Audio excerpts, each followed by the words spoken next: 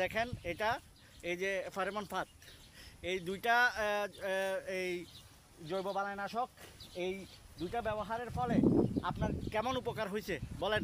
আমার উপকার হয়েছে, আমি বেচতে পারি নাই তো। আমি এখানে 20 টাকা দেওয়ার পরে আমি আপনি আপনি কীটনাশক দিয়ে কি ক্ষতি হয়েছে আপনার বলেন? খ্রিস্টানটাকে মানে দিলে 2-3 দিন পর পর আবার দিচ্ছ, 2 দিন এগিয়ে আসে, 2-1 দিন আসে না, পরে আবার আসে। হ্যাঁ, কথা বুঝি এগুলো দিছি। এটা এটা তাহলে আপনার কাছে স্থায়ী মনে হচ্ছে? এটা আপনি কতজন কৃষকের মাঝে ছড়াই দিবেন বলেন? আছে আমাদের কৃষক আছে, 10-15টা কৃষক আছে, এগুলোর আমি বলবেন? বলে দেব। হ্যাঁ বলবেন। এখন থেকে আমার ব্লকের কৃষকদেরকে পরামর্শ দেওয়া হচ্ছে সবাইকে আমার ভিডিওর মাধ্যমে, যে কীটনাশকের পরিবর্তে আপনারা এখন এই যে ফেরোমন ফাঁদ, এই হলুদ আঠালো ফাঁদ, এইসব এই যে বালাইনাশকগুলো ব্যবহার করতে পারবেন। এটা পরিবেশ বান্ধব, এখানে কোনো ধরনের কি নাই, এই আপনার পার্শ্ব প্রতিক্রিয়া নাই।